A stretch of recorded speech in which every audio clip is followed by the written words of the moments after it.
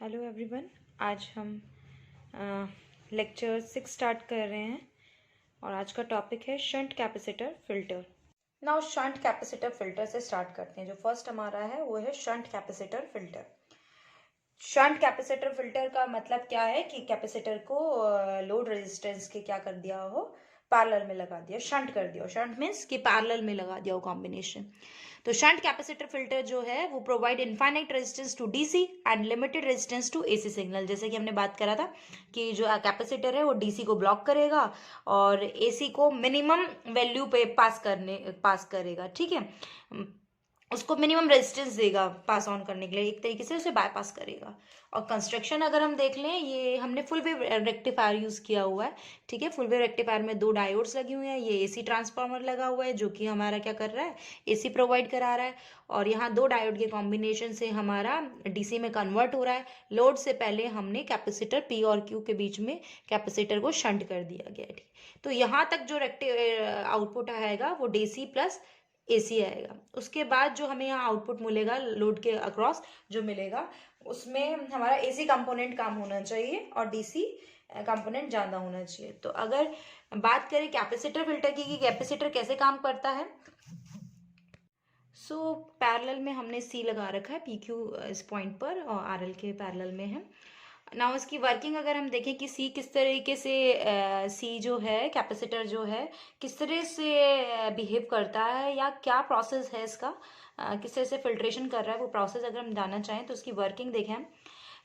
एक और ये कंस्ट्रक्शन जो है हमने फुल वेव के लिए कर रखा है। ठीक है, फुल वेव रेक्टिफायर का हम इसके लिए हाफ वेव के लिए भी कर सकते हैं। तो सिंपल क्या है, इसी अगर फुल वेव में से हम सिंगल डायोड हटा दें तो ये एक हाफ वेव के लिए हो जाएगा। ठीक है, और हाफ वेव के लिए भी सेम इसी तरीके से प्रोसेस होगा। तो वर्किंग देखें अगर हम इसकी शंट कैपेसिटर फिल्टर की, so the value of capacitance C is so chosen that the resistance of capacitor X is equal to 1 over omega C is very small compared to the RL। तो हम जो capacitor लगाएंगे वो हम इस तरह का यू चूज करेंगे कि जिसकी वैल्यू जो है उसके रिएक्टिव कैपेसिटेंस की जो वैल्यू हो वो लोड रेजिस्टेंस के कंपैरिजन में बहुत ही कम होनी चाहिए। ठीक है, उसका इफेक्ट उस पर बहुत ही कम पड़ना चाहिए, so that the capacitor provides a bypass to the alternative component of pulsating output current. तो जिससे कि इसलिए कम होनी चाहिए कि वो बाईपास प्रोवाइड कर पाए एसी सिग्नल्स को लिए, अल्टरनेटिंग कंपोनेंट ऑफ आउटपुट को और डीसी को वहां ब्लॉक कर पाए। ठीक है, जो कैपेसिटर सी जो है आपका एक्चुअली क्या करेगा, कैपेसिटर का काम क्या होता है, एनर्जी को स्टोर करना। ठीक है, और किस फॉर्म में स्टोर करता है एनर्जी को, वो क्या करता है, चार्ज होता है और उसी तरह से वो लोड के अक्रॉस चार्ज होगा और फिर अपना जो जब नेगेटिव हाफ साइकिल आएगी या डिस्चार्जिंग वोल्टेज जैसे डाउन होगी तो वो वोल्टेज को कांस्टेंट बनाने के लिए डिस्चार्जिंग उसकी शुरू हो जाएगी। तो ये किस तरीके से होगी वो हम इस ग्राफ से समझ सकते हैं कि ये हमारा आउटपुट, हमें पता है कि जो आउटपुट आता है हमारा हाफ वेव का वो इस तरह से पीक्स आते हैं ना। ठीक है, तो इसमें आप क्या देख रहे हो कि 2 पीक्स के बीच में जो है, मान लीजिए हमारी जो साइन वेव थी वो इस तरह की साइन वेव थी और इस साइन वेव में हमें पता है कि हमारा जो पीक था वो ईएम था, ईएम साइन ओमेगा टी दे रहे थे हम, यहाँ नीचे भी ईएम साइन ओमेगा टी था। तो ये जो पीक एम्पलीट्यूड है वो ईएम है। तो हमने बोल दिया दो जो वेव्स हैं, जो वेव्स हैं उनके पीक्स के बीच में अगर टाइम इंटरवल टी है, ठीक है, और एक जो पॉइंट है क्या होगा, इनिशियली क्या होगा, धीरे धीरे कैपेसिटर चार्ज करना शुरू होगा। ठीक है, और कहाँ तक चार्ज होगा, ईएम वैल्यू तक चार्ज होगा। उसके बाद क्या होगा, जैसे ही पीक पे पहुंचेगा तो क्या होता है, डाउनफॉल आ रहा है और डिस्चार्जिंग शुरू होगी कैपेसिटर की। ये जो डिस्चार्जिंग है वो लोड के थ्रू शुरू होगी। क्यों शुरू होगी कि जैसे ही नेक्स्ट साइकिल आएगी तो उस वोल्टेज को कांस्टेंट बनाने के लिए ये डिस्चार्जिंग शुरू हो जाएगी। ठीक है, तो the capacitor C used as a filter stores energy by getting charged, and when the voltage across the load decreases, then by discharging through the load resistance through the load it tries to maintain the voltage constant। जो capacitor है वो energy को store करेगा charge होकर, और जैसे ही voltage load के across decrease होना शुरू होगी वैसे ही वो जो कैपेसिटर है वो डिस्चार्ज होना शुरू हो जाएगा। उस वोल्टेज को डिस्चार्ज होकर वो जो उसने एनर्जी स्टोर करी इन फॉर्म में वोल्टेज को कांस्टेंट बनाए रखेगा, मेंटेन बनाए रखेगा। When the diode of the rectifier is in conducting state, the potential at the point P increases up to the peak value of EM। As we all know कि यहाँ पर जो diode जो है हाफ वेव फुल वेव का जो है, हमें पता है कि ईएम हमने ईएम जो है मैक्सिमम पीक वैल्यू है ना, ठीक है। और पी पे जो हाईएस्ट पोटेंशियल आएगा किस वैल्यू पर आएगा, ईएम पे आएगा। तो जो, और ये कब होगा, जबकि कंडक्टिंग मोड पे होगा। अगर नॉन कंडक्टिंग मोड पे होगा तो उस वक्त डायोड रिवर्स बायस में होगी, उस वक्त के लिए आउटपुट आएगा नहीं। ये केस है बेसिकली हाफ वेव के लिए। हम फुल वेव के लिए बात करें तो दोनों ही वेव में, दोनों ही जब साइकिल आएंगी तो एक बार एक डायोड ऑन होगी और दूसरी बार दूसरी डायोड ऑन होगी। तो हमारा जो डायोड का जो मैक्सिमम पोटेंशियल पॉइंट पी तक जो आएगा वो पीक वैल्यू ईएम तक ही आएगा, ठीक है। When the diode of the rectifier is in conducting state, the potential at the point P increases up to the peak value EM. When the output voltage decreases, the condenser start discharging through the resistance RL. जैसा कि मैं बोल चुकी हूँ कि जैसे ही output voltage decrease होना शुरू होगी तो कंडेंसर की कैपेसिटर की डिस्चार्जिंग शुरू हो जाएगी लोड रेजिस्टेंस के अक्रॉस, ठीक है, के through. The discharging through RL depends on the time constant, as you all know कि कैपेसिटर का जो मेनली है वो किस पे डिपेंडेंट होता है, टाइम कांस्टेंट आरसी पे। और यहाँ हमने आरएलसी इसलिए लिखा हुआ है क्योंकि हम लोड रेजिस्टेंस के अक्रॉस की बात कर रहे हैं, तो आरएल लोड के लिए यूज किया और आरएलसी पे डिपेंड करेगा, ठीक है, जो डिस्चार्जिंग जो हो रही है। तो during the process of discharge the potential at the condenser at time T second, अगर हम बात करें इक्वेशन लिखना चाहें वोल्टेज की जो कंडेंसर के लिए लिखी जाती है, कैपेसिटर की आपने इनिशियल क्लासेस में पढ़ा होगा कि V is equal to amplitude E raise to power time constant के इक्वल आता है। तो V is equal to E M हमारा एम्पलीट्यूड हो गया, ई की power minus T over R C आता है, यहाँ हमने आर एल सी कर दिया, ठीक है। तो during the process of discharge the potential at the condenser at the time T कितना हो जाएगा, तो इतना पोटेंशियल है एट टाइम टी की बात करें, स्मॉल टी की। और अगर हम कैपिटल टी की बात करें कि दो पीक्स की बात में करें तो ये कितना हो जाएगा, ये हो जाएगा आपका v is equal to E M E की power minus capital T over R L C. So if the time constant R L C is very large then equation 1 क्या हो जाएगी आपकी, v is nearly equal to E M की, E M is equal to, ये क्या था आपका, v is equal to E M A की power minus T over R L C, ठीक है। अगर आर एल सी आपका बहुत ज़्यादा है तो इसको हम एक एक्सपेंशन को कैसे लिख सकते हैं, E M one minus T over R L C, इसको इससे मल्टीप्लाई करेंगे तो ये आ जाएगी equation E M minus E M T over R L C. इसे इक्वेशन 2 डाल लिया है।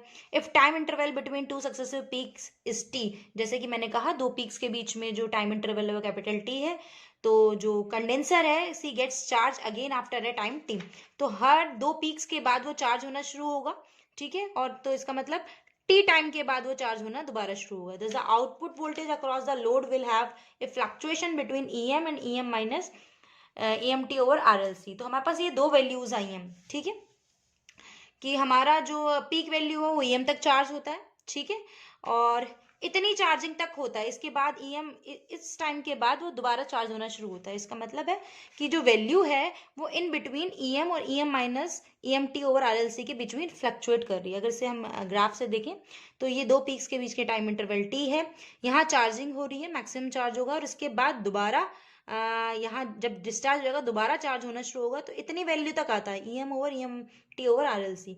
तो इसका मतलब है इस ई एम और इस E M minus E M T over R L C के बीच में ही ये वैल्यू जो है आउटपुट की वो फ्लक्चुएट करती है। This fluctuation voltage can be considered as a mixture of direct voltage. इसको हम जो फ्लक्चुएशन वोल्टेज है इसको मिक्सचर ऑफ डायरेक्ट वोल्टेज बोल सकते हैं।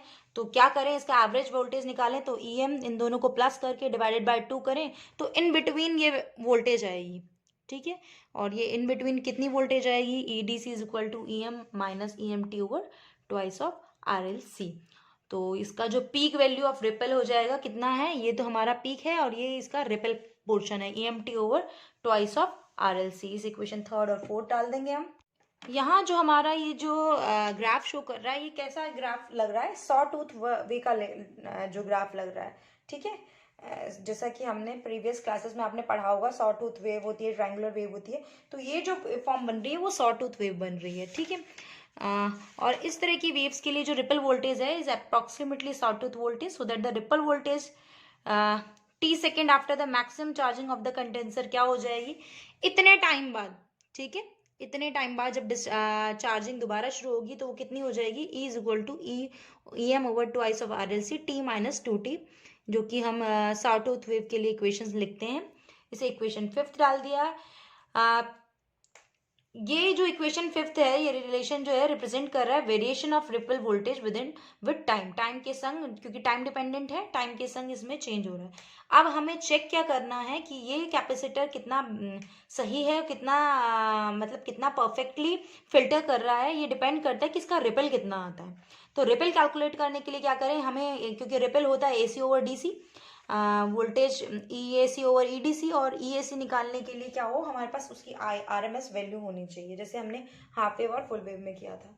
तो सिंपल है, यहाँ से हम EAC की वैल्यू कैलकुलेट कर लेते हैं, और EDC हम निकाल ही चुके हैं। EDC जो हमारी वैल्यू थी वो ये थी कुछ, ठीक है, तो इसका रेशो हम कैलकुलेट कर लेंगे।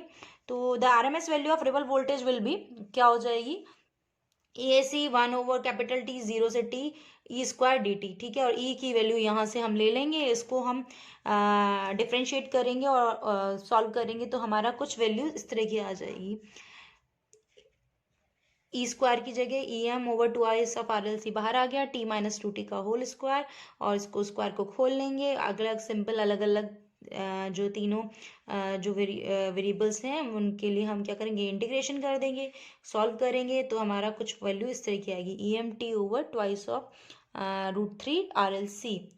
इक्वेशन 6 डाल लिया, ये हमारा EAC आ गया, ये जो वैल्यू है हमारी EAC की है, ठीक है। EAC पता चल गया, EDC पता चल गया, तो नाउ सिंपल है, रिपल कैलकुलेट किया जाए। रिपल क्या होता है, R is equal to EAC over EDC। तो वैल्यू पुट करने पे R इज इक्वल टू जो EAC EMT ओवर 2 √3 RLC, और EDC की वैल्यू ये आ गई आपकी 1 ओवर, ये लिख दिया हमने। तो ये जब हम सॉल्व करेंगे तो कुछ इतना आ जाएगा। नाउ RLC जो है, जो टाइम कांस्टेंट है, वो बहुत ज़्यादा होता है in comparison to time interval of जो दो सक्सेसिव पीक्स हैं T से। तो ये equation RLC very very greater than T हो जाएगा, तो इस T/T को हम छोड़ देंगे, तो ये आ जाएगा T ओवर 2 √3 RLC। ये हमारा इतना रिपल आएगा, ठीक है। इसे इक्वेशन 7 डाल लिया है। अब हमें पता है कि हाफ वेव और फुल वेव के लिए अगर हम लिखना चाहें, तो जो T है हाफ वेव के लिए वो 1 ओवर एफ के बराबर होगा, और फुल वेव के लिए 1 ओवर 2 ऑफ एफ होगा, सिंपल। तो रिपल हाफ वेव के लिए कुछ इतना आ जाएगा, टी की जगह 1 एफ रख देंगे तो 0.288 एफ RLC। और जो रिपल है फुल वेव के लिए वो कुछ इतना आ जाएगा 0.4144 ओवर एफ RLC। तो इतना रिपल आएगा आपका, जो कि टाइम कांस्टेंट डिपेंडेंट है, ठीक है। जितना ज्यादा टाइम कांस्टेंट होगा, जितना ज्यादा RLC की वैल्यू होगी, उतना ही कम रिपल आएगा, ऑब्वियस है। R is inversely proportional to RLC। तो क्योंकि जितना, इसलिए ऐसा कैपेसिटर लिया जाए जिसका RLC बहुत ज्यादा हो, मतलब टाइम कांस्टेंट बहुत ज्यादा हो, उससे आपका रिपल कंट्रोल किया जा सकता है। तो this is your shunt capacitor filter.